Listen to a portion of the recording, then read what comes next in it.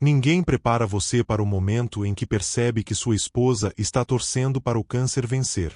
Nem os médicos, nem os folhetos que entregam no centro oncológico, com aquelas palavras cuidadosas e otimistas. Nem os conselheiros que falam sobre se apoiar na família, como se a sua própria família já não tivesse ido embora por dentro e começado a construir uma vida sem você. Eu tinha 48 anos, sentado em uma sala de tratamento em São Paulo, lutando a batalha mais difícil da minha vida. E a pessoa que deveria estar ao meu lado já tinha partido. Ela só ainda não tinha me contado. Antes de continuar esta história, diga nos comentários de onde você está assistindo. E, se você é novo por aqui, seja bem-vindo ao canal. Bianca e eu éramos casados havia 13 anos.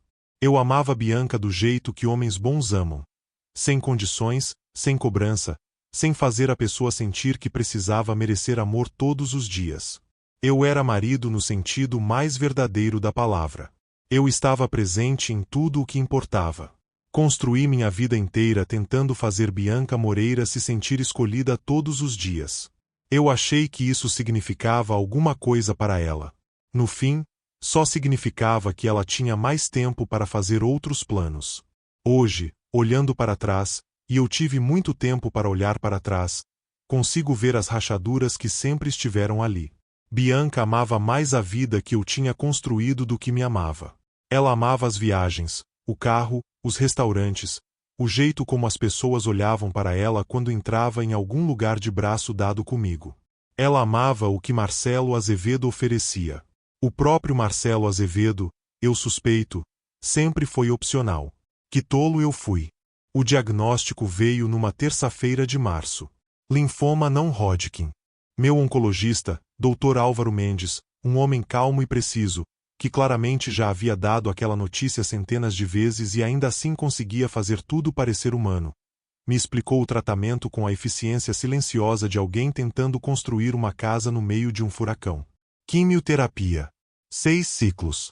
Eu fiquei sentado naquela cadeira e não ouvi metade do que ele disse, porque tudo em que eu conseguia pensar era em Bianca. Dirigi para casa, entrei na cozinha onde ela preparava o jantar, em Vinhedo, no interior de São Paulo, e contei. Bianca chorou lágrimas reais. Ela me abraçou ali mesmo, junto ao balcão da cozinha, e disse: "Nós vamos enfrentar isso juntos, Marcelo. Eu não vou a lugar nenhum." Eu acreditei. Isso quase me faz rir agora. Nós tínhamos uma filha, Lara, de 7 anos, com meus olhos e o sorriso de Bianca. Ela era a melhor coisa que já tínhamos feito juntos. A única coisa no nosso casamento que era completa, verdadeira e impossível de negar. 3 semanas depois do diagnóstico, Bianca me chamou para conversar e disse que ia mandar Lara ficar um tempo com a mãe dela. Ela disse que fazia sentido. Disse que o tratamento seria pesado e que uma menina de 7 anos não precisava ver aquilo. Disse que era o mais prático. Eu concordei. Achei que ela estava protegendo nossa filha. Na verdade, ela estava esvaziando a casa. Exatamente 18 dias depois do meu diagnóstico, Eduardo apareceu na nossa vida. Era um homem que Bianca tinha conhecido em um jantar beneficente alguns meses antes do câncer. Um contato salvo discretamente no celular dela. Uma porta que ela deixou entreaberta, e que aparentemente decidiu atravessar quando eu estava convenientemente ocupado tentando não morrer. O nome dele era Eduardo. O sobrenome não vale a pena lembrar. Ele foi o homem que Bianca achou interessante o suficiente para explodir 13 anos de casamento. As mudanças nela vieram do jeito que as piores coisas costumam vir. Devagar, e depois de uma vez só. Primeiro foram as visitas ao hospital. Minhas sessões aconteciam a cada 3 semanas no Instituto Oncológico São Gabriel, em São Paulo. No começo, Bianca ia comigo. Depois, ela começou a chegar atrasada. Depois, não aparecia e mandava mensagem. Fiquei presa em uma reunião. "Amor, você consegue." Depois, parou até de mandar mensagem. Então veio o celular. Bianca nunca tinha sido protetora com o telefone antes. Nós éramos aquele tipo de casal que sabia a senha um do outro, que passava o celular pela mesa do jantar para mostrar vídeos. De repente, O celular dela vivia virado para baixo. De repente, ela levava o celular para o banheiro. De repente, ela ria de coisas que não compartilhava comigo. Depois veio o recuo. Uma noite, no sofá, tentei segurar a mão dela, e ela puxou a mão de volta, só um pouco, só uma fração. Do jeito que alguém se afasta de algo que não quer mais tocar. Eu percebia tudo. Eu estava doente. Eu não estava cego. Mas quero que você entenda o que a quimioterapia faz com uma pessoa. Não é só cansaço. É algo mais profundo e mais estranho. Um peso que mora nos ossos e faz até pensar parecer trabalho. Eu não tinha energia para abrir aquela conversa. Então guardei aquilo dentro de mim. Disse a mim mesmo que estava paranoico. Disse a mim mesmo que o tratamento estava me deixando sombrio. Eu não estava paranoico. O Dr. Álvaro percebeu antes mesmo que eu dissesse uma palavra. Lá pela terceira sessão, ele começou a fazer perguntas diferentes. Como estava meu apoio em casa? Eu estava comendo? Alguém me levava às consultas? As perguntas pareciam clínicas, mas os olhos dele diziam outra coisa. Ele tinha visto aquela cadeira ao meu lado ficar vazia, sessão após sessão, enquanto outros pacientes tinham alguém por perto. Cônjuges, irmãos, amigos, alguém. Marcelo Azevedo não tinha ninguém. Ele nunca disse isso diretamente. Não era o lugar dele. Mas eu vi que ele viu. E, de algum modo, aquilo foi uma vergonha silenciosa. Enquanto isso, Bianca começou a encenar viuvez. Não em particular. Em público. Ela dizia às pessoas, nos jantares dos vizinhos, que estava praticamente passando por tudo sozinha. Aceitava com paixão com a elegância ensaiada de alguém que tinha treinado diante do espelho. Começou a falar da agenda dela, dos planos dela, do futuro dela. Sempre no singular. Sempre dela. Nunca nosso. Ela já estava me apagando, enquanto eu ainda dormia na nossa cama. Foi numa quinta-feira à tarde, em abril, que descobri exatamente o quanto ela já tinha ido longe. Me liberaram mais cedo de uma sessão. Eu já tinha me acostumado a fazer tudo sozinho. Nunca havia ninguém. Então chamei um carro por aplicativo. A viagem foi silenciosa. Silenciosa demais para o meu gosto. Eu mal notei as ruas passando até chegarmos à minha casa, em Vinhedo, às 2:30 da tarde. Ouvi a voz dela antes mesmo de abrir totalmente a porta. Bianca estava na cozinha, ao telefone, e estava rindo. Não era uma risada educada. Não era uma risada social. Era uma risada solta, real, sem defesa. O tipo de risada que eu não ouvia dela havia meses. O tipo de risada que ela costumava dar comigo. Fiquei parado no corredor da minha própria casa, ainda de jaqueta, com a pulseira do hospital no pulso, e escutei. Amiga, eu já estou praticamente viúva faz meses. Risada. Com sorte, isso termina logo. Mais risada. Eduardo e eu estamos vendo um apartamento para morarmos juntos. Só preciso de um pouco mais de tempo. Ela não estava sussurrando. Ela tinha parado de se importar o bastante para sussurrar. Eu fiquei ali. Um homem com quimioterapia ainda correndo pelo sangue. Um homem que tinha passado a manhã sendo furado por agulhas. Um homem que, durante 13 anos, ligou o aquecedor, preparou remédios, carregou malas, pagou contas e fez aquela mulher se sentir segura. E ouvi minha esposa dizer aquelas palavras. Com sorte, isso termina logo. Sobre o marido com câncer. Eu não entrei na cozinha. Não chamei o nome dela. Virei as costas, subi as escadas, entrei no banheiro e sentei no chão, com as costas encostadas na banheira. Fiquei ali por muito tempo. Não chorando. Apenas respirando. Apenas deixando aquilo que eu vinha me recusando a saber se tornar algo que agora eu sabia por completo, sem dúvida nenhuma. Minha esposa não estava esperando para ver se eu sobreviveria. Ela estava esperando que eu me apressasse e não sobrevivesse. E, em algum momento, naquele chão frio do banheiro, com o barulho distante do trânsito lá fora, alguma coisa dentro de mim parou de quebrar e começou a se construir. Ela tinha feito o cálculo dela. Agora eu faria o meu. Ficou pior antes que eu pudesse agir, porque, claro, tinha que ficar. Cerca de 2 semanas depois, descobri, não por Bianca, nem por alguém com coragem suficiente para me contar diretamente, mas por uma frase solta de uma vizinha, que Bianca vinha dizendo às pessoas que era viúva. No presente. Enquanto eu ainda estava vivo, ainda fazendo tratamento, ainda dormindo na nossa casa. Ela tinha dito em uma reunião que estava sozinha agora, que precisava seguir em frente. Ela já tinha me enterrado em conversas. Só ainda não tinha me avisado. E então, como se o universo quisesse garantir que eu enxergasse o quadro inteiro, voltei de uma sessão certa noite e encontrei Eduardo sentado à mesa da minha cozinha. Na minha casa. À minha mesa. Comendo o que parecia ser a minha comida. Bianca estava perto do balcão, de braços cruzados, com a expressão de alguém que estava esperando por aquele momento e, ao mesmo tempo, irritada porque ele demorou demais para chegar. Marcelo, ela disse. Não foi me desculpe. Não foi deixa eu explicar. Foi só meu nome. Como um ponto final em uma frase que ela já tinha terminado de escrever. Marcelo, você precisa ser realista. Talvez você não sobreviva. Eu preciso pensar no meu futuro. Entendi, eu disse. Eduardo continuava sentado. Teve a decência de olhar para o prato. Um ponto para Eduardo. Mandei que ele saísse da minha casa imediatamente. Ele se levantou, olhou para mim e disse a Bianca, me liga quando terminar.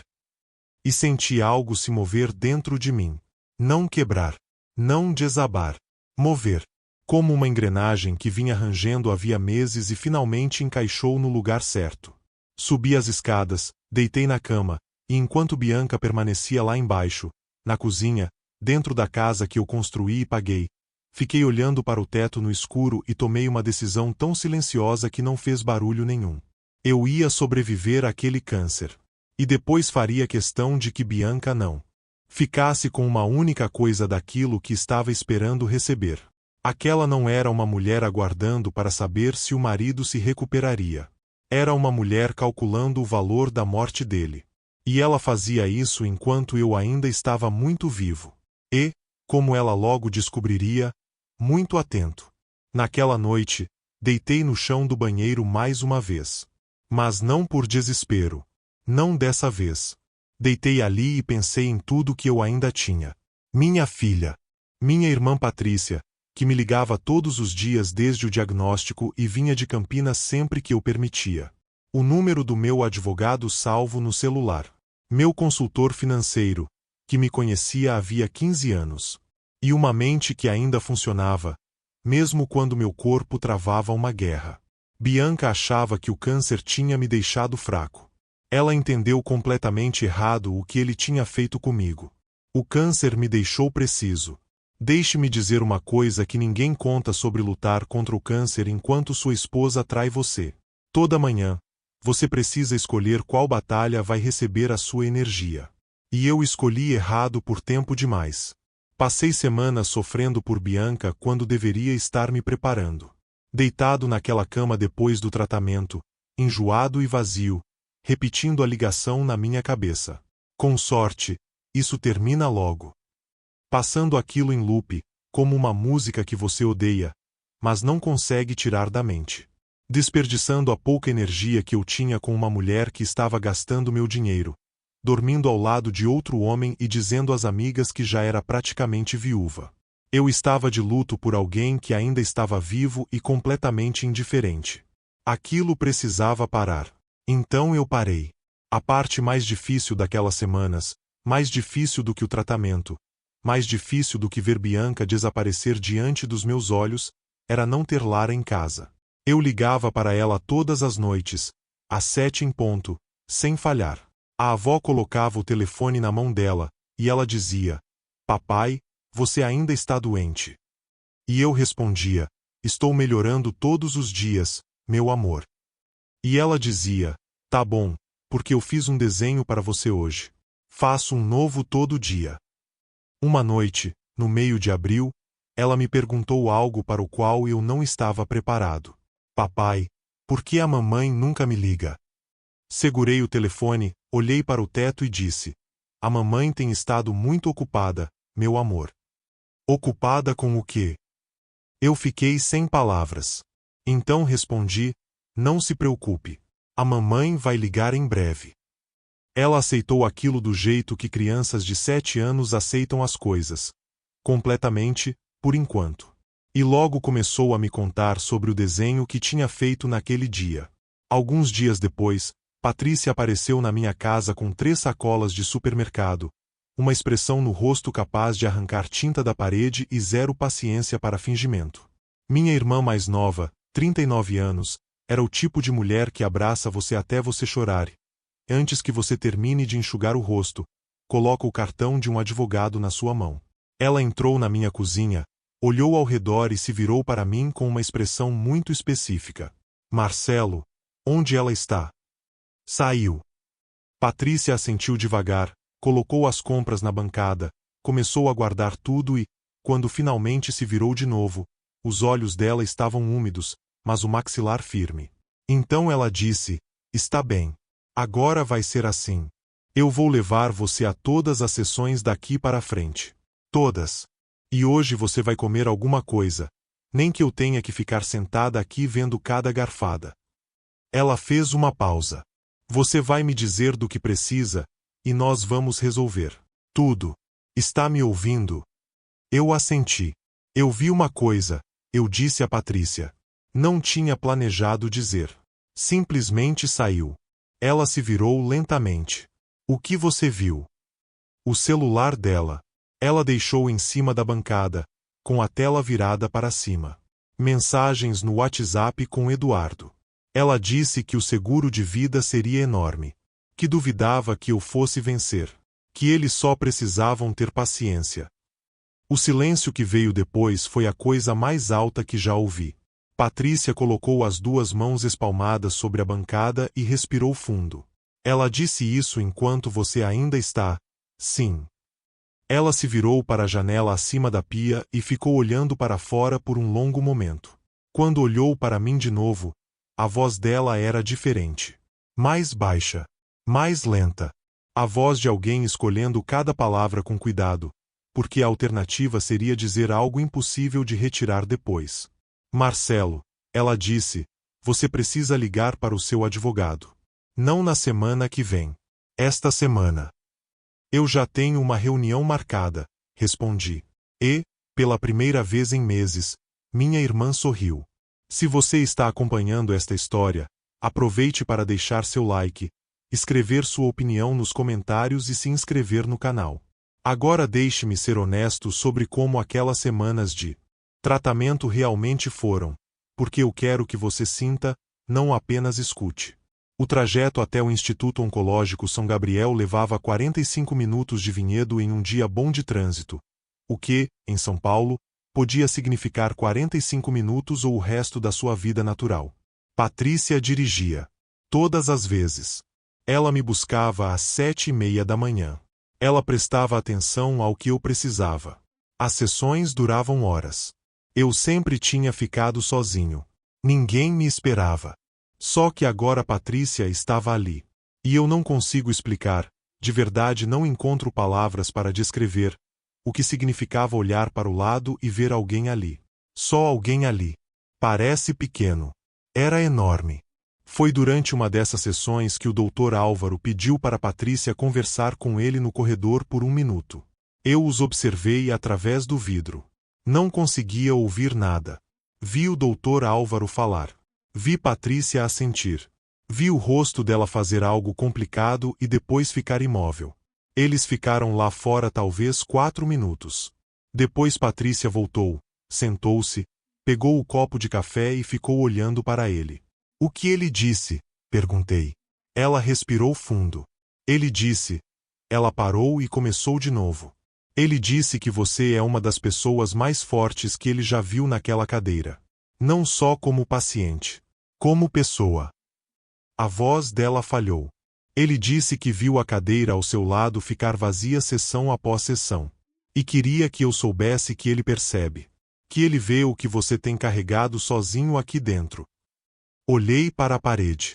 Assenti uma vez. E ficamos sentados naquela sala, juntos, sem dizer mais nada por muito tempo. Foi naquele momento que entendi que o que Bianca tinha feito não era apenas uma traição contra mim. Era uma traição contra a versão de nós que outras pessoas conseguiam enxergar claramente, mesmo quando eu estava perto demais para dar nome a ela. O Dr. Álvaro tinha visto. Manteve o silêncio profissional dele. Mas tinha visto. A cadeira vazia contou tudo. Enquanto Patrícia me levava ao instituto durante a semana, eu falava com meu advogado aos sábados de manhã. O nome dele era Sérgio Nunes. 30 anos em direito de família. O tipo de advogado que escuta tudo o que você diz, anota apenas o que importa e, no fim, olha por cima dos óculos e diz exatamente o que precisa acontecer a seguir. Contei tudo a Sérgio. Ele ouviu. Escreveu. E começamos a trabalhar. Bianca não fazia ideia. Estava ocupada demais fazendo planos para perceber que eu estava fazendo os meus. A essa altura, ela tinha se tornado quase inacreditavelmente descuidada. Encorajada pelo meu silêncio, convencida de que eu estava quebrado demais para reagir, parou de esconder Eduardo por completo.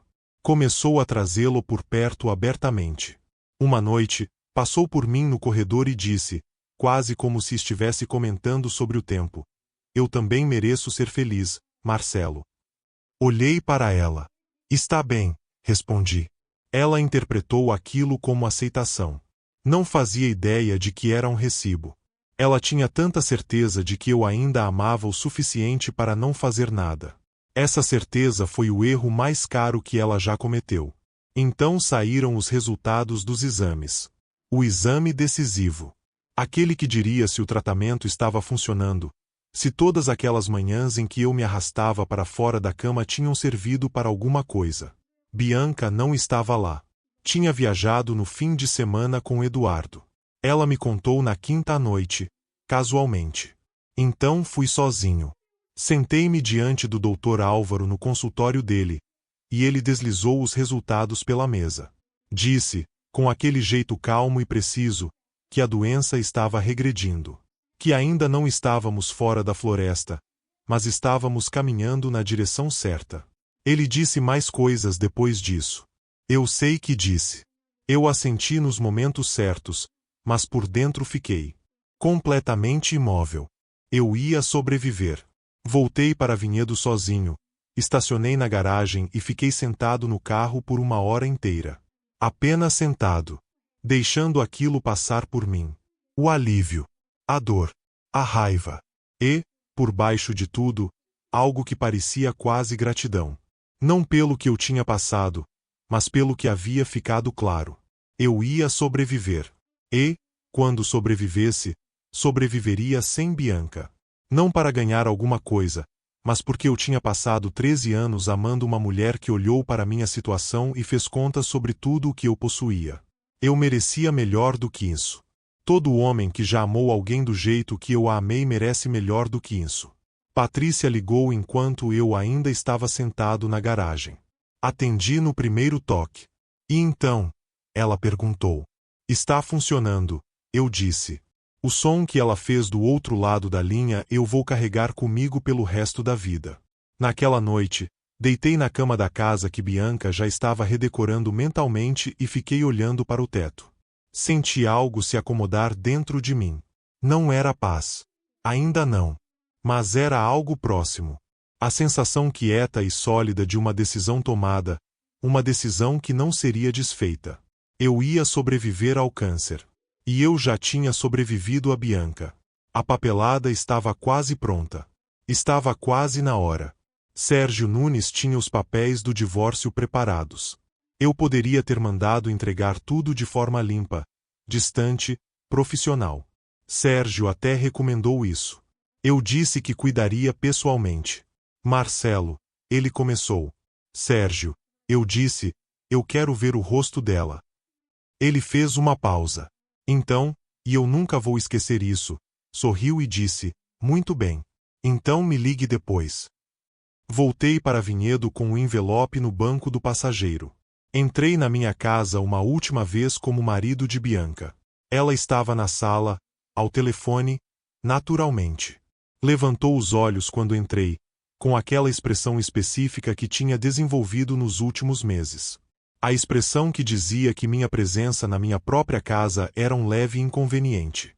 Precisamos conversar, eu disse. Estou ocupada, Marcelo.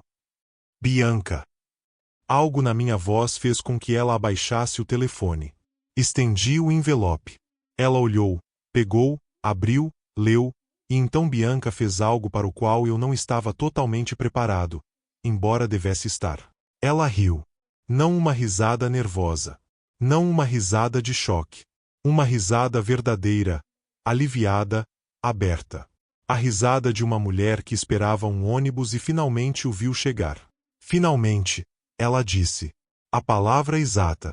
Marcelo, sinceramente, eu queria isso desde o diagnóstico. Desde o começo. Ela disse aquilo sem pensar. Sem um único segundo de consciência de que acabará de me entregar uma confissão tão completa que Sérgio mais tarde chamaria, e estou citando meu advogado, de um presente. Ela nunca teve intenção de ficar. Apostou contra mim desde o primeiro dia. E ainda naquele momento tinha certeza de que estava com a mão vencedora. Olhei para ela por um longo instante. Obrigado, eu disse, por ser honesta. E saí. Bianca ligou para a advogada dela em menos de uma hora, confiante, quase alegre. Ela estava esperando por aquilo. 13 anos de casamento no Brasil. A casa. Os bens. As contas. Ela tinha feito as próprias contas e gostava bastante dos números. Naquela noite, disse a Eduardo que eles ficariam bem. Melhor do que bem. O que Bianca não sabia, o que não poderia saber porque nunca me levou a sério o suficiente para me observar com atenção, era o que Sérgio e eu tínhamos construído durante aqueles meses silenciosos. O processo contou a história inteira. A casa que ela já estava redecorando mentalmente para Eduardo era bem particular meu, comprada anos antes de eu conhecê-la, nunca transferida para o nome dela, nunca refinanciada com participação dela. Ela não tinha direito à casa. Só presumiu que tinha. As contas conjuntas que ela vinha gastando livremente havia meses foram separadas, reorganizadas, e cada centavo foi registrado e protegido. Os investimentos que ela tinha incluído no futuro dela desapareceram completamente do alcance dela. E, em algum ponto do processo, o quadro completo de Bianca apareceu. Não apenas a mulher que teve um caso, mas a mulher que se sentou em casa enquanto eu ainda fazia tratamento, lutando pela minha vida, e escreveu mensagens no WhatsApp para outro homem dizendo que o seguro de vida seria enorme, que duvidava que eu vencesse, que eles só precisavam ter paciência. Algumas coisas nem precisam virar prova para serem devastadoras. E havia Lara. Sérgio apresentou a conduta de Bianca com a eficiência silenciosa de um homem que já viu de tudo e não se surpreende com quase nada. A juíza perguntou a Bianca qual plano de convivência ela propunha para a filha. Bianca pediu fins de semana alternados. A juíza perguntou por que não mais. Bianca disse que precisava de tempo para construir sua nova vida. A juíza, uma mulher, ficou em silêncio por um longo momento. Então disse, guarda principal concedida ao senhor Azevedo. Bianca não lutou. Ela já estava pensando em Eduardo. As escolhas dela, documentadas, consistentes e completamente voluntárias, disseram ao tribunal tudo o que ele precisava saber sobre suas prioridades. Bianca entrou naquele divórcio certa de que tinha todas as cartas. Não tinha nenhuma. Ela precisou contar a Eduardo. E não contou em particular. Contou durante um jantar em um restaurante nos Jardins, em São Paulo, onde eles aparentemente iam com frequência, confortáveis o suficiente na relação para já terem um lugar fixo.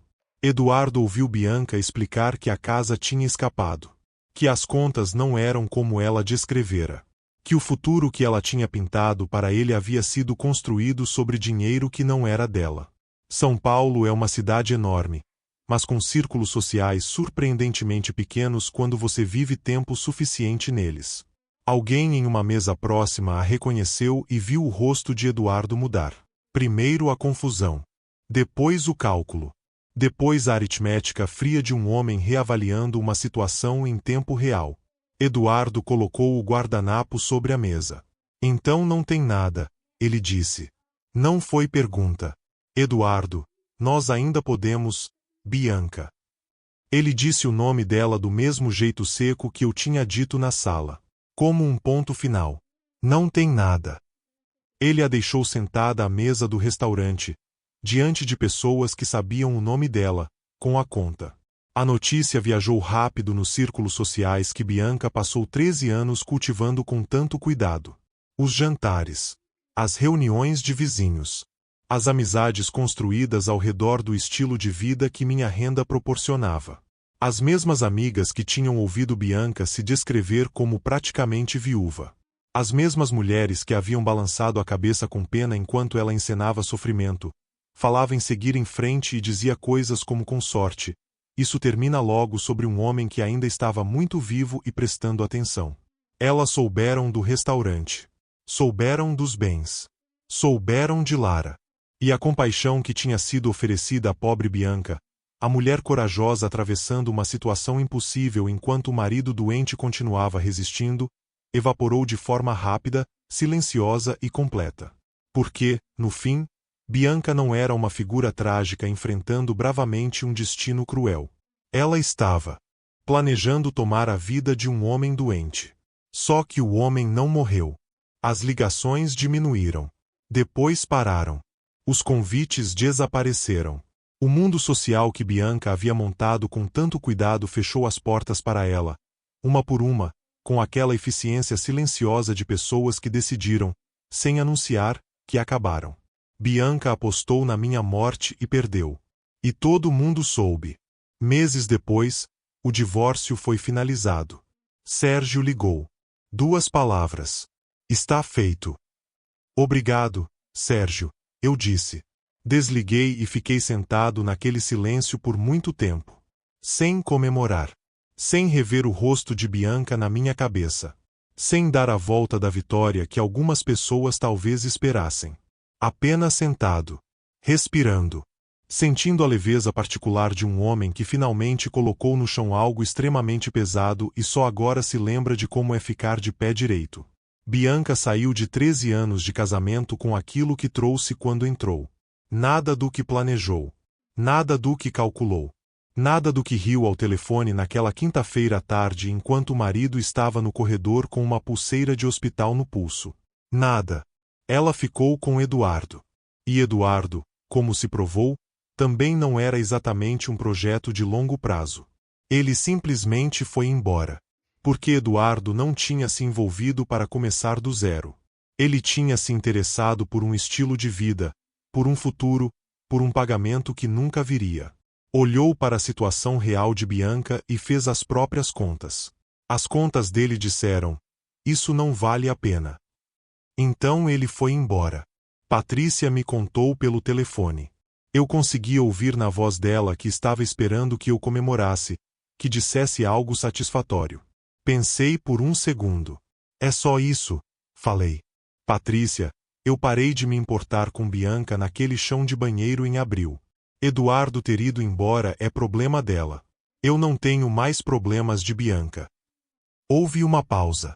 Eu amo muito você, minha irmã disse. Eu sei. Desliguei e voltei ao que estava fazendo. Essa foi toda a minha reação. Não porque eu seja santo. Eu definitivamente não sou santo. Mas porque a dor tinha ido embora de verdade. Eu processei Bianca enquanto sobrevivia a ela. Quando o castigo chegou, eu já tinha seguido em frente para viver. Isso, mais do que qualquer vitória legal, é a coisa mais satisfatória que posso contar. Ela não tinha mais o poder de me fazer sentir absolutamente nada. O exame final veio limpo alguns meses depois. O doutor Álvaro disse a palavra remissão, e eu apertei a mão dele. Caminhei até o carro e fiquei sentado por 20 minutos, olhando através do para-brisa para o estacionamento do hospital. Remissão. Eu tinha conseguido. Patrícia organizou um jantar naquela mesma noite, na casa dela. Nada planejado. Apenas a família aparecendo do jeito que a família aparece quando a notícia é grande demais para ser vivida sozinho. O marido dela, Daniel, acendeu a churrasqueira. As crianças corriam gritando pelo quintal naquela bagunça alegre de crianças que não têm ideia do quanto os adultos ao redor passaram e apenas ficam felizes porque todos estão ali. Sentei na varanda de Patrícia com uma bebida gelada na mão e observei tudo aquilo. E senti algo que não sentia havia tanto tempo que quase tinha esquecido o nome. Paz. Paz real. Sólida. Sem encenação. Depois do jantar, Lara veio e subiu na cadeira ao meu lado. Minha filha, 7 anos, a menina que me perguntou todas as noites por meses se o papai ainda estava doente, de algum modo, nunca perdeu a fé de que eu voltaria para ela. Ela olhou para mim com aquele rostinho sério que faz quando tem algo importante a dizer. Então encostou o corpo no meu lado como se fosse a coisa mais natural do mundo, como se estivesse exatamente onde deveria estar. Em menos de 10 minutos, dormiu no meu ombro. Minha Lara. E eu, o homem que deveria estar debaixo da terra àquela altura. Meu telefone vibrou no braço da cadeira. Olhei para a tela. O nome de Bianca. Olhei por tempo suficiente apenas para lembrar. Coloquei o telefone virado para baixo no braço da cadeira. Voltei os olhos para Lara dormindo no meu ombro. Olhei para o quintal, onde Patrícia ria de alguma coisa que Daniel tinha dito, enquanto as crianças ainda corriam. Eu já tinha chorado por Bianca meses antes, no chão do banheiro da minha casa em Vinhedo. Ela estava em algum lugar daquela cidade naquela noite, sem nada do que planejou e sem ninguém com quem contava. E eu estava ali, vivo, inteiro, tranquilo, livre, com minha filha dormindo no meu ombro. Eu estava ocupado vivendo. Obrigado por ouvir esta história. Se você gostou, deixe seu like, inscreva-se no canal e escreva sua opinião nos comentários.